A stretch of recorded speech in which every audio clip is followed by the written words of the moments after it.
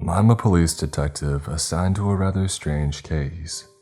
We just got a warrant to search a house owned by a man and woman named Jim and Kay Boyd. I've been searching through their things and haven't found much of anything, until I got to their daughter's room.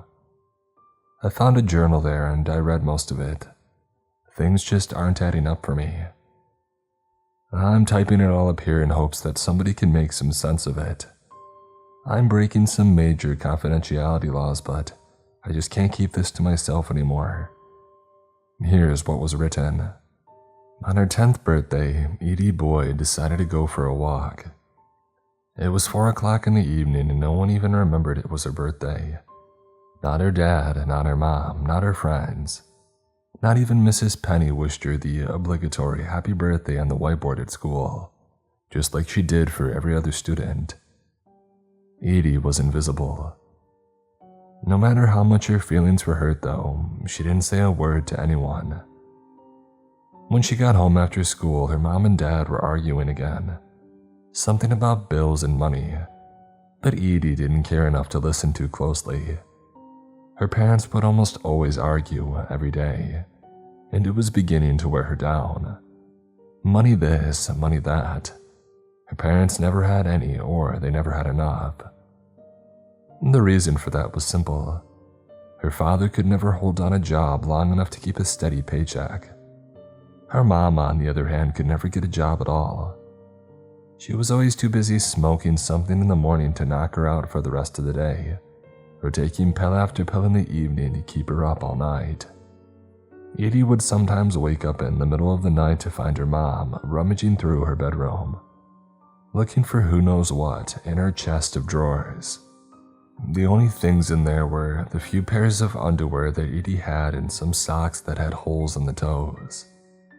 If her mom was looking for money or drugs, Edie sure wasn't harboring any in her room. Her mom had been too crazy to talk some sense into though, so she searched anyway. For as long as she could remember, Edie's life had been this way. Her parents were always neglectful, and even when they did notice her, it was always to yell at her or blame her for something she didn't do. There were many times that she had gone to school wearing tattered clothes and clothes that were too cold for the weather. She didn't own a coat, only long-sleeved t-shirts and small cardigans that didn't keep her warm in the winter.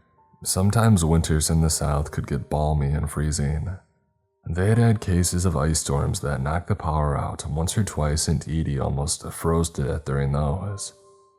Her parents had been too preoccupied with themselves to even throw her a blanket. Her teachers had noticed, even Mrs. Penny. They had often sent her to the youth service center in her school where they would give her second-hand coats and packages of socks and underwear, and sometimes grocery bags of food.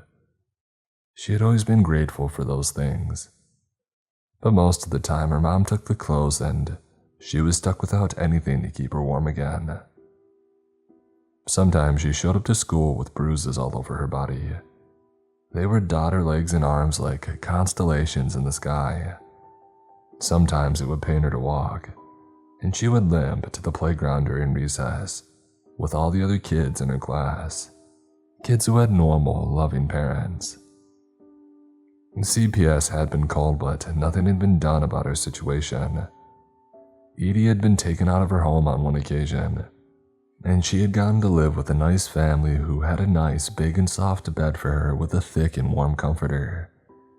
But she only stayed there for a week before her parents earned custody of her again. CPS never came back, and Edie learned to fend for herself. When she stepped into the house, neither one of Edie's parents saw her set her worn knapsack with a large hole in the bottom on a kitchen chair, grab a dry biscuit that her mom made for breakfast yesterday from the counter, and walk out the front door. She picked at the biscuit, pieces crumbling onto the ground as she made her way into the tree-shrouded area behind her house. It was too small to be a forest because a couple miles in and she'd be on the other side of town next to the school. It was how Edie had managed to get herself there in the morning. Her parents couldn't take her, and her mom was either passed out on the couch or whispering to herself in the corner, and her dad was busy finding a new job. Neither one had cared enough to call the school and set up a bus pickup and drop off. Instead, she walked to school every morning and walked back home every evening. As she ate the biscuit, she walked further into the trees, wishing she had brought some water along with her. The biscuit was so dry that the second it touched her tongue, she could feel the moisture in her mouth drying up. She could hear a swishing sound in the distance. A warm summer wind brushed past her cheek. This was the first place she felt was home in the peace and quiet, away from everyone and everything. Away from her parents arguing. Away from all the noise and all her problems. Out here in the woods, Edie was something. She was a part of nature. She took a deep breath and shoved the dry biscuit into her jeans pocket. Her stomach let out a low rumble, signaling the hunger blossoming within her belly. The biscuit was all the food that she would probably get tonight.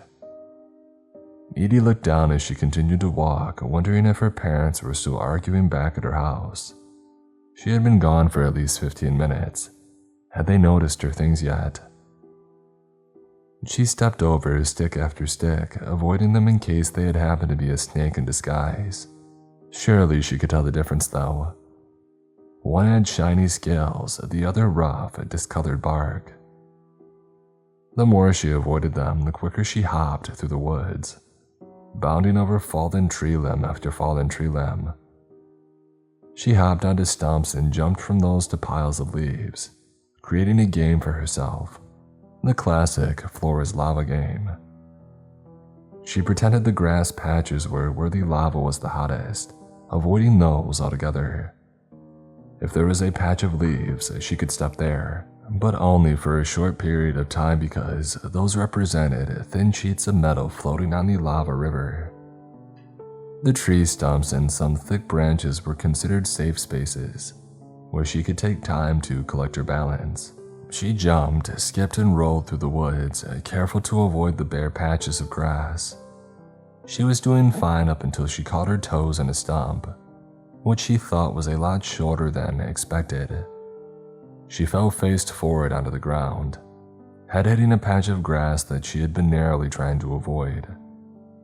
She was lying flat on her stomach, trying to catch her breath. The fall had knocked the wind out of her, and she felt like she had been hit with a football, going 50 miles per hour square in the stomach. She had half fallen into a mud puddle. Her legs and feet were now caked with clumps of mud and dirt, staining her jeans a dark brown and earthy green. She'd never be able to wash them well enough for the stains to come out. When she had managed to get onto her knees, she could see the full extent of the damage. Just what Edie had expected. A hole had also been torn into the left knee of her jeans. They were ruined, her favorite pair of pants. Edie sighed and lifted her head, peering at the trail ahead of her. The sun was low in the sky and shining right in her direction, directly into her eyes. She had to squint to see. She had heard it before she saw it though. A small hiss, a slither, the rustling of leaves as the reptile pushed its way through the underbrush. A small snake lifted its head to meet Edie face to face. Its dark brown scales shimmered in the sunlight, illuminating a thick coat of skin. Edie sat still as stone as she watched it flick its tongue out again and again to taste the fear in the air. Edie didn't dare move. She knew that if she did, the snake would strike and she'd be a goner. She knew what kind of snake this was, a cottonmouth. She had read about them in the encyclopedia at the library. And cottonmouth venom prevents the blood in humans from clotting, which therefore leads to hemorrhaging. If she was bit, she knew that she would never make it to the hospital, especially if her parents were still arguing. They wouldn't care that she was about to meet death. Edie gulped down the lump of fear rising in her throat. She didn't move or break eye contact. The snake was ready to strike, and with one slight movement, the snake would latch onto her. The reptile swayed its head back and forth, ready to strike. Edie had all but stopped breathing. What was she going to do? How was she going to get out of this?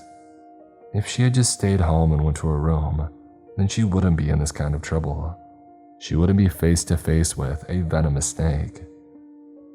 And then she thought about the biscuit in her pocket, which led to her thinking that the snake might be hungry, and that was why it was eyeing her up and down like she was going to be its next meal.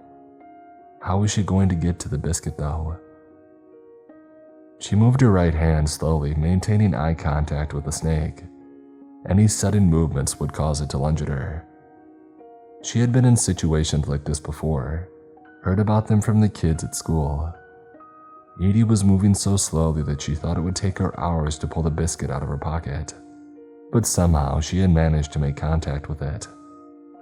Part of it had fallen apart in her pocket, leaving a pile of crumbs in its wake. She gently pulled it out, adjusting the biscuit in the palm of her hand.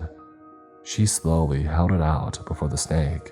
Within seconds, the snake struck at the biscuit in her hand, sending it flying to the ground. Edie jumped in surprise, terrified that it would lunge at her again, but it didn't. Instead, the snake was feasting on the biscuit, having forgotten all about Edie, just like everyone else. Anger welled inside her chest. No matter what she did or said, she was forgettable by everyone and everything. She got to her feet, stomping over to the snake. Before it could swallow the biscuit whole, she had snatched the biscuit from its grasp and shoved the whole thing into her mouth, venom drippings and all. Edie instantly regretted it at first because the biscuit was so dry and her mouth was parched, and she needed water. She regretted it even more when she thought the snake would bite her, pierce her skin with its venom. But it didn't. Instead, it lifted its head to look at her. She swore that she could see sadness in its beady eyes. She felt guilty for having shoved the entire biscuit into her mouth. The dryness paired with the judging glare from the snake was enough to make her cry, a tear sliding down her cheek. Eventually, she couldn't take it anymore and she hightailed it out of the woods, running in the opposite direction away from the snake. She had spit the biscuit somewhere on the ground on her way back home, unable to swallow the huge clump of dry dough that had mushed together in her mouth. She kept running until she saw her house appear in the distance, a wave of relief washing over her. For once in her life, she was glad to see that familiar dirty white vinyl with a massive hole underneath the back window. She could see the damage on the roof where her dad had tried to patch up some leaks. "Where the heck have you been, Ed?" her dad asked when she threw herself through the front door. "You supposed to be home an hour ago." Edie looked at him. His eyes were bloodshot and wide with anger. He was breathing heavily and his mouth was parted, revealing the bottom row of his teeth jutted out from a severe overbite. His cheeks were red and pockmarked, a product of arguing with her mom, who was nowhere to be seen at that moment. Her dad's white t-shirt had been torn like someone had tried to rip it off him, and his jeans hung low on his hips, revealing the band of a pair of Fruit of the Loom boxers underneath. Instead of offering up an explanation, Edie ignored her dad and went straight to her room, shutting the door behind her. "Edie," her dad yelled. She didn't want to face her dad's wrath for not listening to him, but she couldn't take the added stress. Edie threw herself onto the bed and closed her eyes, hoping for sleep to take her instead. Over the next few days, Edie hadn't been allowed to go to school. After she had ignored her dad, she took a beating in punishment of being locked in her room. She was only allowed out to use the bathroom and to drink water. Those were the worst 3 days of her life. She had a bruise the size of her dad's fist on her cheekbone, sore to the touch. Her stomach rumbled with hunger on and off for those 3 days, and the longer that she went without food, the more that her stomach hurt. But one thing that lingered in her mind during those 3 days was the snake that she met in the woods. She thought about him to help get her mind off of things at home. She wondered if he was still there, if he was still hungry. Albert is what she decided to call him, in remembrance of the stray cat that she once had as a pet for a week. but then disappeared shortly after. When she had regained her freedom, she decided to take a plate of food into the woods with her, hoping to see the snake again. This time she had packed an array of foods: some grapes, lunch meat and cheese, another dry biscuit, and some chocolate. She knew that snakes ate small prey, but she didn't have any field mice around to bring Albert, so she settled on what was in the scant fridge at home. She took the same route through the woods as she did 3 days ago, although this time she chose not to play that stupid child's game that got her hurt and ruined her jeans. She walked and walked, looking at the ground for any signs of the snake, but she never found one. Albert had probably slithered off somewhere far away after their meeting. Why would a snake stay around in hopes of Edie bringing it food? He was a reptile, but not a human. She scoffed and silently laughed at herself. How could she have been so stupid? She sat down on a big rock next to where she had tripped the last time playing floor as lava. She picked at the lunch meat, taking bird bites of everything else. Although she was starving, she felt that she was too sick to eat anything too substantial. She heard a slither somewhere close, a brushing of leaves and grass. Was it Albert? Edie searched the ground looking for the snake. He was so dark that he matched the color of the ground, and it was difficult to tell if she was looking at him until he raised his head from the underbrush, just like he had the first time. "Albert," she said, relieved. The snake had stayed in the spot. It made her wonder why, but she tried not to think too deeply about it. Maybe she had made a friend in this lonely snake. Albert slithered his tongue in and out as if in reply. He didn't try to strike her or lunge at her. In fact, he looked happy to see her. Edie could tell in the way that he was bobbing his head back and forth. She smiled, grabbing a piece of the lunch meat. She pushed it toward Albert and he took a piece from her, and she took a bit in turn. They shared the plate of food until only crumbs had remained. Edie would feed a bit to Albert and then she would take a bite. They continued with that pattern until the plate was empty. When it was, though, Edie frowned. She had no more food to give to Albert, but he stayed in the same place, full and satisfied. She reached her hand out to pat his head with 2 fingers. The scales were cold and slimy to the touch. She recoiled at the sensation, and Albert withdrew into a coil in the ground, slithering away in the underbrush. Edie felt like she hadn't spent all but 20 minutes with him, and now she had scared him away. A tear fell down her cheek and another until she was sobbing. The one thing that she had managed to get to notice her that she had scared away. She sniffed, wiping under her nose with the back of her hand. Edie would come back the next day with even more food, and the next day and the next day. She and Albert would become best friends. She was sure of it.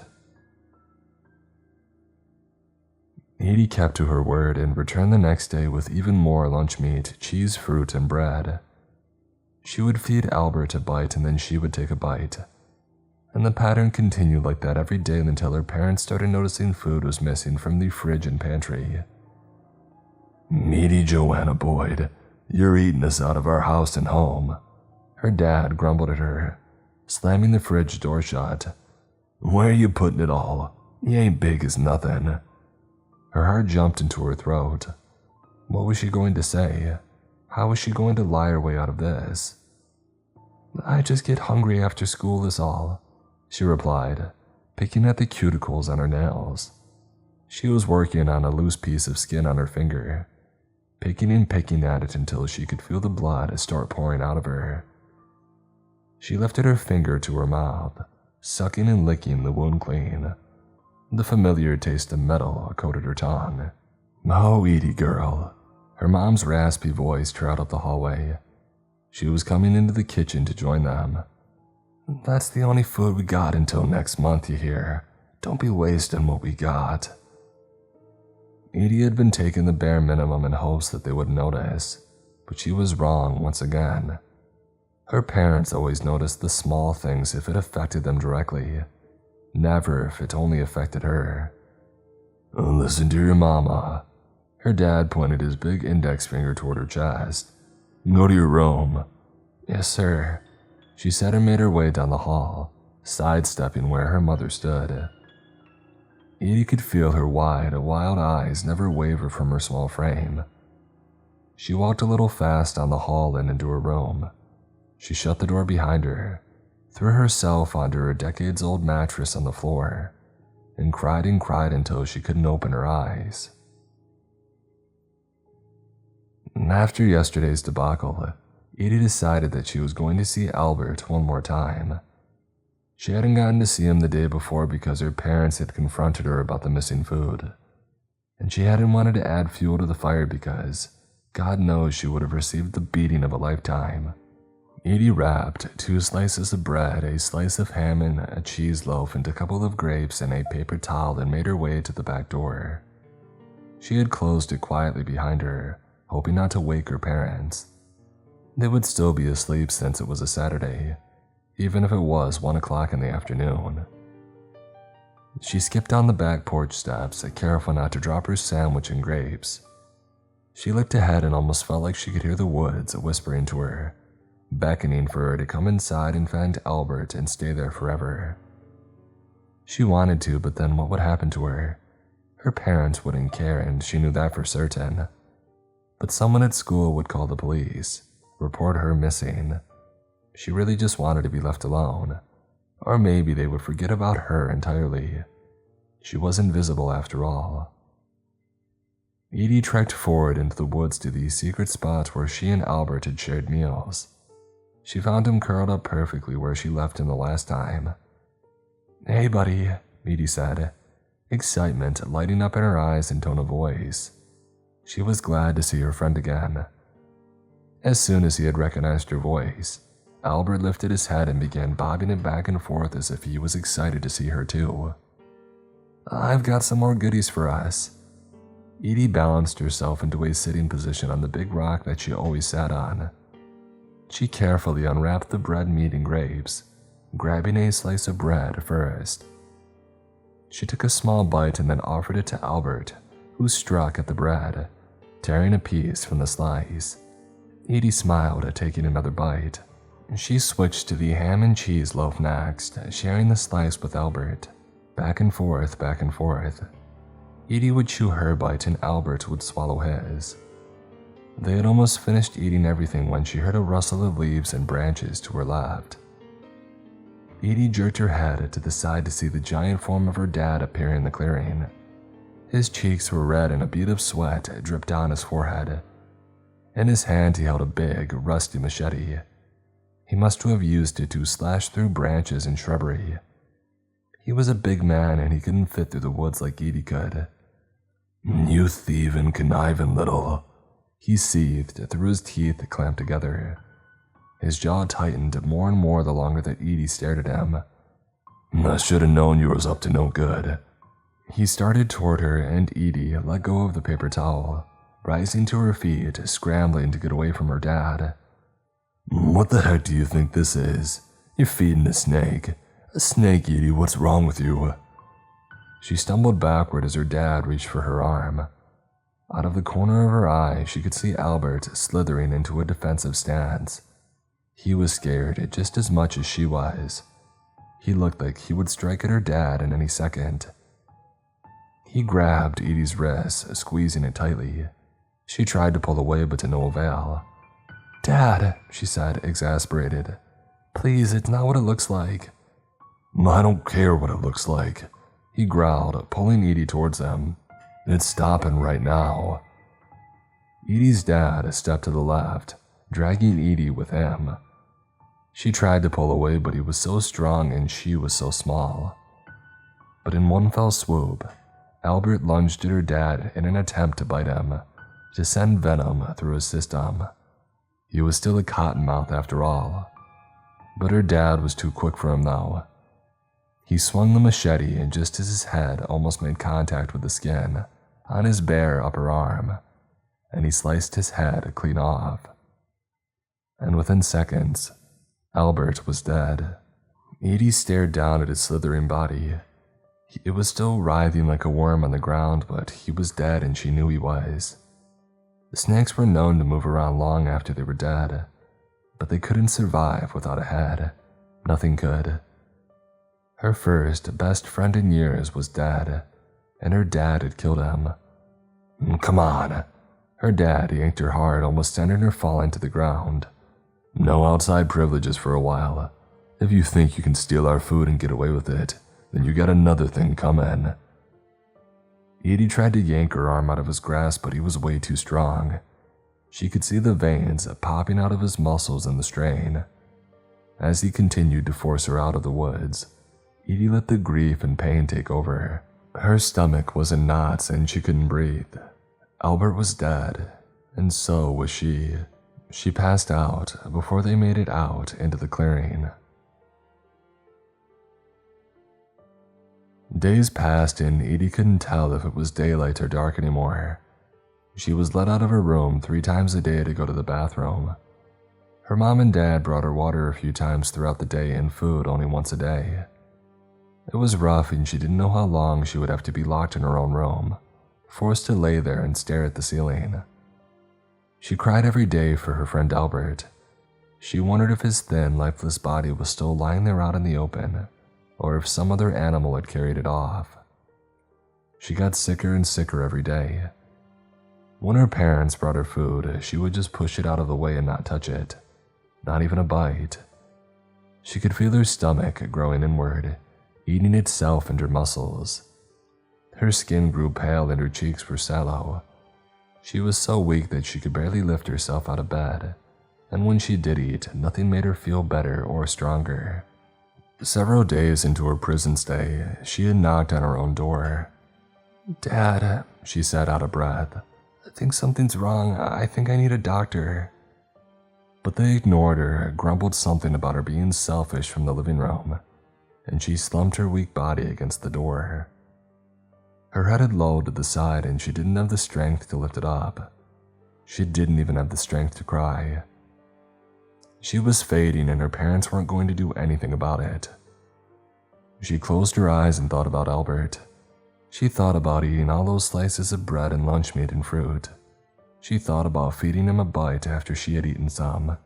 They ate after each other a lot, and she knew that she was ingesting venom with every bite she took after Albert. The venom would enter her system and float around in her bloodstream, making her one with Albert. They had shared more than friendship. They had shared a part of one another as well. When Edie's dad had killed Albert, she wasn't exaggerating when she said that it had killed her too, because that's what was happening. She was dying because Albert was dead. It was just taking a lot longer because she was a lot bigger than Albert. The days went by slower and slower until eventually her parents had opened her bedroom door, and Edie was passed out on the floor, pale and barely breathing. Her parents were worried then. They worried that they had starved her to death. What would the police do to them? Would they get arrested? How were they going to get out of this? Instead of rushing her to the hospital, Edie's dad took her out into the woods, carrying her limp body in his arms. Each breath she took in was shorter and smaller. She was close to death and she could feel it. Edie's dad walked her a while until eventually he stopped. Edie was able to open her eyes briefly to see that they were in her and Albert's spot, the spot where they ate together every day, the spot where they became one and the same. She was fading in and out of consciousness, but she could still hear her dad grunting and working. She could hear these slices of metal sliding into the ground and the cracking of roots being separated from their homes. Splatters of dirt rained down on her face from time to time. Her dad was digging. He scooped and scooped rocks and dirt for what felt like hours, pounding his shovel into the gray ground. Eventually, though, he stopped, and all was silent for a few moments. Edie reveled in the silence, silently hoping for death to take her. Her dad lifted her up, but he wasn't careful. She could feel her hands knocking into the side of the rock that she used to sit on when she fed Albert. He wasn't careful when he threw her into the hole that he had dug for her makeshift grave either. Once she was in the hole, she didn't move. She couldn't. Her body was too weak. She did feel something flop on top of her though, and she pretended that her dad was burying her with Albert, that he had the courtesy of throwing her best friend into the grave with him. She tried to move her hand to touch him, to make sure that it was actually him and not just a pile of dirt, but she couldn't muster enough energy to even wiggle her fingers. This was it for Edie. She was about to die, but she was ready. A small smile played on the edges of her lips. She drew in one last breath and thought of Albert before, slowly letting her soul leave her body forever. Just as she withered away quietly though, she could feel her dad covering her body and Albert's up with dirt. She was gone. Edie Boyd has been missing for weeks now. No one has seen or heard from her. A police force and rescue squad have gone to dig up the area that we think was written in her journal. We all thought that it was written by her, but why is it written in third person? And more importantly, how was she able to continue writing if she was dead?